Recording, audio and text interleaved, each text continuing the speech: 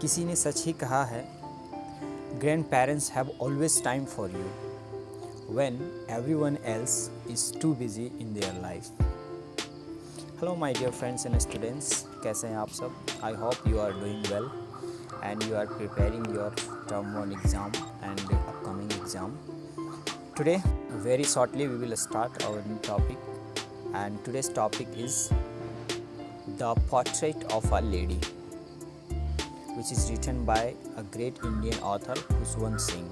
And in this particular story, he has narrated about his relationship with his grandmother. So it is a kind of autobiographical work of Khuswant Singh. So very shortly, let's get started. At the beginning of their story, Khuswant Singh has mentioned that like everybody's grandmother, his grandmother was also an old lady, means an old woman. But he said that it was too difficult to believe that in the previous time, in her age, she was a very beautiful, very charming, and she was a young lady, because last 20 years he was seeing his grandmother as an old woman. वो अपनी दादी को 20 सालों से बिल्कुल वैसे ही स्थिति में, वैसे ही फेस, वैसे ही बॉडी स्ट्रक्चर और वैसे ही पहनावा, वैसे ही अटायर वो देखते आ रहा है. तो Khushwant Singh narrates this story in his on style. वो कहते हैं कि मेरी दादी के फेस पे झुर्रियों का ताना बाना है. That means in her grandmother's face wrinkles are there. जब कोई बूढ़ी हो जाती है तो उसके फेस में रिंकल्स आ जाते हैं, लाइनिंग आ जाती है. That is he has mention in this story at the beginning of the story. आगे वो कहते हैं कि एक रूम में मेरे दादाजी का पिक्चर भी टंगा हुआ है above the mental peace in the room. Mental peace जो अंगीठी होती है रूम के अंदर में, जो एक लकड़ियों को जला करके और विंटर सीजन में रूम को हीट किया जाता है, तो उसको अंगीठी कहते हैं. उसके ऊपर में खुशवंत सिंह के दादाजी का पिक्चर लगा हुआ है. And on the basis of that particular observation regarding the picture, hanged picture, Khushwant Singh has mention in this story कि उस पिक्चर को देखने के बाद ऐसा लगता ही नहीं है कि मेरे दादाजी के चिल्ड्रन और मेरे दादाजी के वाइफ भी होगी. इट मीन्स टू से ऑन दैट पर्टिकुलर पोर्ट्रेट और picture of grandfather of Khushwant Singh, he looked like a very old man, and he had a great mustache, he had a long beard, and he had worn loose pajamas and kurtas, and also on his head there was a turban. But on the other hand, he said that he had only grandson and granddaughters. Story आगे बढ़ती है. वो अपने दादी जी के बारे में कहते हैं. he said his grandmother, वो दादी जी को कहते हैं कि मैंने 20 साल से ऑब्ज़र्व किया है, मेरी दादी जो है उसके फेस में झुर्रियाँ लगी हुई है. उसकी जो फेस है उसके ऊपर जो उसके पके हुए बाल हैं, it means to say her grandmother's silver colour hair on her face and body scattered. और उसके बाद वो कहते हैं कि वो सिंपल और वाइट कलर की वो साड़ी पहने हुए रहती है. And she was a slightly bent, और वो थोड़ी सी झुकी हुई है, थोड़ी सी टेढ़ी है वो, just because of old. Khushwant Singh कहते हैं कि मेरे घर में मेरी दादी यहाँ से वहाँ जब चलती है तो अपने आप को बैलेंस करने के लिए एक हाथ उसके कमर में वो रखती है और दूसरे हाथ से वो बीट्स ऑफ रोजरी यानी वो माला जपते रहती है in her whispering style. And she was moving here and there with beats of rosary, and slowly and whisperingly she was reading mantras and slokas. The story moves on, and Khuswant Singh had mentioned in this story that he and his grandmother were a good friends. और वो कहते हैं कि हम लोग बहुत अच्छे मित्र थे, बहुत अच्छा रिश्ता था हम लोग. आगे वो कहते हैं कि जब उनके फादर और mother, when Khuswant Singh's father and mother went to city to get a job and to work, at that time they left Khuswant Singh to her grandmother. उस खुशवंत सिंह को उसके दादी के पास छोड़ दिया जाता है। और उस समय उसकी दादी जो है every day she use to wake him up and she use to make him ready for school, and she used to make him wear a school uniform, school dress, each and everything. That means उसकी दादी जो है school जाने के लिए सुबह उसको उठाती थी, नाश्ता करवाती थी, उसको नहलाती थी और उसके सारे कॉपी किताब स्लेट्स चॉक्स कलर्स इस सारे चीज़ों को वो तैयार करके उसको दे देती थी। आगे वो कहते हैं कि उसकी दादी जब उसको पूरा तैयार करती थी उसके बाद से वो स्कूल छोड़ने के लिए भी जाती थी। She use to go with him to the school to drop Khushwant Singh. और जब उसको स्कूल में वो छोड़ देती थी उसकी दादी, उसके बाद खुशवंत सिंह अपने स्कूल में पढ़ाई कर रहा होता था। उसी दौरान इन द सेम टाइम उसकी दादी जो है स्कूल के बगल में जो मंदिर था उसी मंदिर के अंदर में वो धार्मिक किताबें रिलीजियस बुक को पढ़ा करती थी। और जब स्कूल की छुट्टी होती थी तो फिर से दादी उसको पिकअप करके स्कूल से और अपने घर वो ले आती थी। And very interesting habit the grand mother has, वो कहते हैं खुशवंत सिंह कि मेरी दादी जो है जब भी मुझे स्कूल छोड़ने के लिए जाती थी अपने साथ वो स्टेल चपातीस को लेते हुए जाती थी। She use to carry stale chapatis for the village dog, यानी गांव के गलियों में जो कुत्ते होते थे उसको रोटियां खिलाया करती थी, जो बची हुई रोटियां होती थी। ये दादी का एक बहुत ही अच्छा ह्यूमैनिटेरियन हैबिट था। आगे वो Khushwant Singh in this story में कहते हैं कि जब मेरे पेरेंट्स यानी father and mother got settle in the city properly, उसके फादर और मदर जब सिटी में सेटल हो गए, then they called both of them, means Khushwant Singh along with his grandmother, दोनों को वहाँ पे बुलाया गया रहने के लिए सिटी लाइफ में, because it was the first life in village area, and in the village area both were a very close friends, grandmother and Khushwant Singh. Now the story turns to the city area. Let's see, हम लोग देखते हैं कि city area में क्या उनके रिश्ते ऐसे होते हैं और वहाँ पे किस तरह के सर्कमस्टांसेस वो दोनों को फेस करने पड़ते हैं। Then Khushwant Singh has mention a very crucial moment in this story when Khushwant Singh along with his grandmother went to the city life to live with his parents. Khushwant Singh has mention in this story कि जब हम लोग शहर चले जाते हैं तो रिश्ते में थोड़ा सा टर्निंग पॉइंट आ जाता है। वो टर्निंग पॉइंट इस तरह से आता है कि खुशवंत सिंह अब शहर में इंग्लिश मीडियम स्कूल में पढ़ने जाने लगा। ये एक पहला बदलाव था। दूसरा बदलाव ये था कि अब वो बस से जाने लगा। गांव के स्कूल में होता क्या था कि वो हिंदी मीडियम स्कूल में पढ़ता था, दादी उसको छोड़ने जाती थी, इवन दादी कभी कभी उसका होमवर्क में हेल्प करती थी। शहर के जो वातावरण है, शहर का जो एटमॉस्फेयर है वो इंग्लिश मीडियम में जा रहा है और दादी उसके होमवर्क भी नहीं बना पा रही है, साथ ही साथ दादी उसको स्कूल तक छोड़ नहीं पा रही है, because Khushwant Singh as a child was going to school by school bus. One more thing is very important in this story. Khushwant Singh has mention कि in village time in the village area grandmother used to feed stale chapatis to the village dog, but on the other hand in city life there were no dogs in the streets, so grandmother used to feed stale chapatis or a slice of chapatis to the sparrow.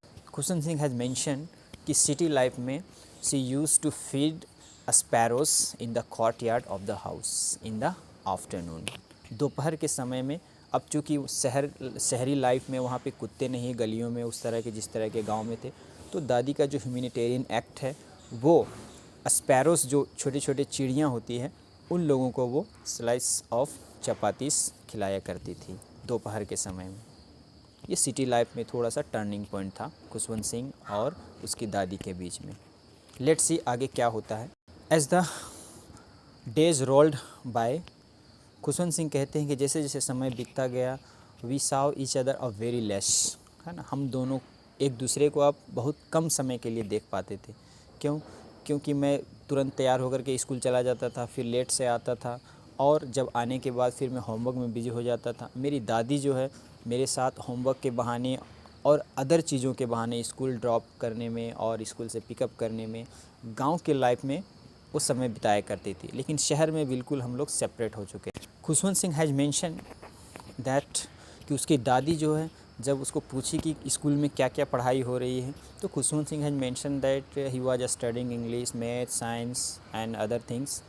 तो उसकी दादी बहुत गुस्सा हो जाती है और वो कहती है कि ये सब क्या पढ़ रहे हो तुम, रिलीजियस बुक क्यों नहीं पढ़ते, रिलीजियस स्क्रिप्चर्स क्यों नहीं पढ़ते, ये किस तरह का स्कूल है। Because she was an old lady and she had a ancient thought and prejudice thinking and she was a very very religious women. That's why she use to make him understand that Khushwant Singh had to study religious book, religious scriptures। और एक बार तो ऐसा Khushwant Singh has mention in this story कि एक बार उसकी दादी पूछती है कि आज क्या पढ़ा, तो वो कहता है कि आज तो म्यूजिक क्लास था। तो उसकी दादी बिल्कुल ही गुस्सा हो जाती है और वो कहती है कि तुम गाने बजाने का वहाँ पे सीखने के लिए जा रहे हो, ये गाने बजाने के काम हम जैसे भले लोगों का नहीं है। सी told him that कि this is not the work of good people, good person। ये तो prostitute का और ये तो वेगर्स का, जो भीख मांगते हैं, जो वेश्यावृत्ति करते हैं, उन लोग का काम है ये सब गाना बज। आगे इस स्टोरी में खुशवंत सिंह के लाइफ में और भी टर्निंग पॉइंट आ रहे हैं। एक टर्निंग पॉइंट तो फर्स्ट में था जब वो गांव से शहर आ जाते हैं, वो सेपरेशन हो जाता है, उस रिलेशनशिप में थोड़ा सा क्रैक हो जाता है दादी और पोते के बीच में। Now it was the second turning point when Khushwant Singh used to go to the university for higher study। वो अब यूनिवर्सिटी में पढ़ाई करने लगे। अब जब यूनिवर्सिटी में पढ़ाई करने लगे then Khushwant Singh has got separate room. अब उसको एक सेपरेट रूम मिल गया। सेपरेट रूम मिलने के बाद अब जो रिलेशन था दादी और पोते के बीच में वो बिल्कुल टूट चुकी थी। His grand mother was very silent and in the courtyard at the afternoon she used to feed sparrows। First of all she used to break the chapatis into little bits and thereafter she fed to the sparrows in the afternoon in the courtyard। ये उसका काम था। And thereafter she use to recite prayers. और उसके बाद से उसका काम प्रेयर को रिसाइटिंग करना था और उसके पास वो ऐसा कुछ काम नहीं रह गया था। Because Khushwant Singh was living in separate room and grandmother was living in separate room and rarely both Khushwant Singh and grandmother rarely saw each other। Khushwant Singh has mentioned that it was a very beautiful and very important moment when his grandmother used to feed the sparrow in the courtyard at the afternoon। Khushwant Singh कहते हैं कि जब मेरी दादी जो है sparrows को छोटे छोटे टुकड़े करके चपाती खिलाया करती थी, उस समय बहुत सारे स्पैरो वहाँ पे गैदर हो जाते थे, जमा हो जाते थे। कुछ स्पैरो मेरे दादी के सर पे, कुछ मेरे दादी के शोल्डर पे, कुछ मेरे दादी के पैरों पे, इस तरह से इधर से उधर उछल कूद करते थे। और ये बहुत ही इंटरेस्टिंग दृश्य और इंटरेस्टिंग साइट वहाँ पे दिखाई देता था। एक बहुत ही बड़ा टर्निंग पॉइंट खुशवंत सिंह के लाइफ में आता है। Khushwant Singh has mention in this story कि अब he decided to go abroad for higher study. अब वो फॉरेन कंट्री में जाना चाहता है पढ़ाई के लिए फॉर 5 ईयर्स। अब वो 5 साल के लिए फॉरेन कंट्री जा रहा है। यहाँ पे हम लोगों ने क्या देखा, वो स्कूल से यूनिवर्सिटी गया तो बिल्कुल रिश्ते टूट गए, बहुत ही कम मिल पाते थे दादी जी और पोता खुशवंत सिंह। अब क्या है, Khushwant Singh decided to go abroad for higher education, higher study. अब वो भी 5 साल के लिए, 5 ईयर्स। तो अब खुशवंत सिंह वो कहते हैं कि मैं अब सोचने लगा कि अब तो मेरी दादी रोने लगेगी, मेरी दादी इमोशनल हो जाएगी, क्योंकि अब मैं दादी से बिल्कुल दूर जा रहा हूँ। लेकिन ऐसा बिल्कुल ही नहीं होता है। Khushwant Singh has mention in this story, he narrated in this story कि जब वह स्टेशन पे था, जब वो जा रहा था, तो उसकी दादी सी didn't show any emotional attitude, any emotional act. Even she was busy in reciting her prayers. वो बिल्कुल बिजी थी अपने प्रेयर्स को रिसाइटिंग करने में। और खुशवंत सिंह जैसा सोच रहे थे पहले, earlier he was thinking of her grand mother that she would be emotional, लेकिन ऐसा कुछ भी वहाँ देखने को नहीं मिला। Silently she kissed on his forehead and thereafter Khushwant Singh had left that place. Khushwant Singh had mention, वो कहते हैं कि वो जो किस था और जो लास्ट फेयरवेल था, उसी को अपने माइंड में, अपने दिल में संजो कर और उसको अपने अंदर समाहित करके एक दादी के याद को लेते हुए मैं फॉरेन कंट्री की ओर चल दिया।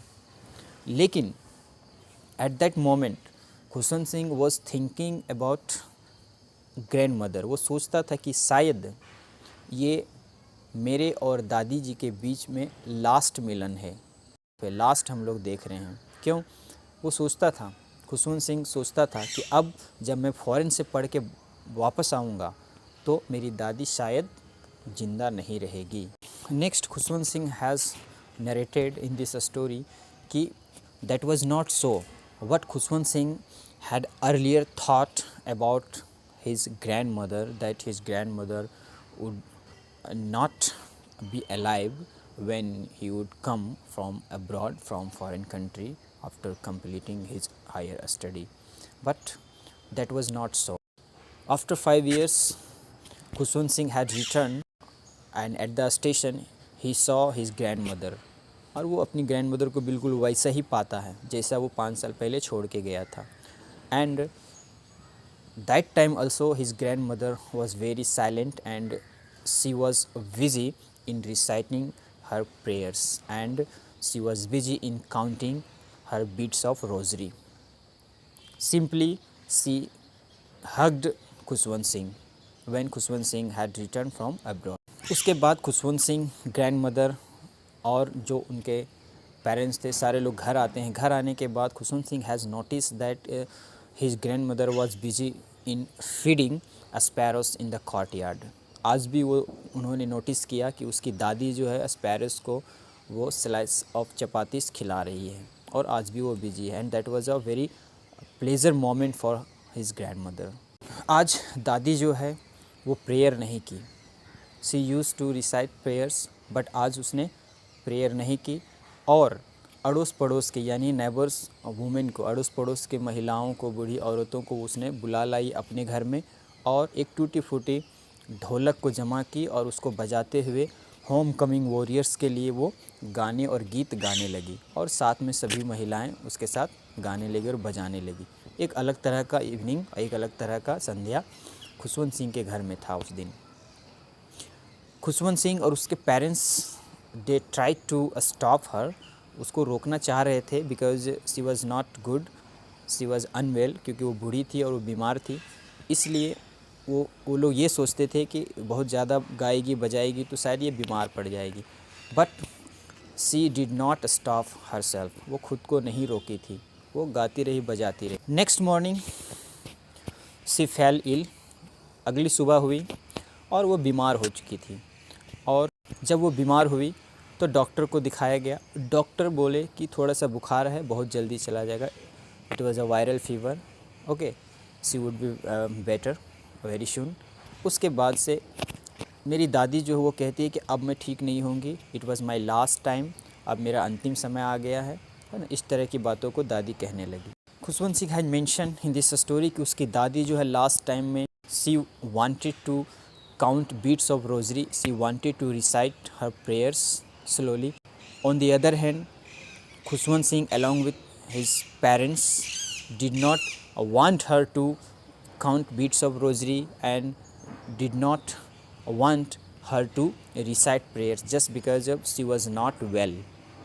But she protested and she ignored them and she continued to recite prayers and she continued to count beads of rosary. इतना ही में थोड़ी देर में देखा गया कि वो जो हाथों से, उंगलियों से जो वो माला गिन रही थी, माला जप रही थी, धीरे धीरे उसकी उंगलियां जो है स्लो हो गई और उसके बाद उसकी उंगलियां रुक गई, हाथ से माला नीचे गिर गया और धीरे धीरे वो जो श्लोका और मंत्रा रिसाइट कर रही थी, प्रेयर्स रिसाइट कर रही थी, वो धीरे धीरे उसके होंठ भी रुक गए और Khushwant Singh along with his parents they had come to know that she was no more, वो मर चुकी थी।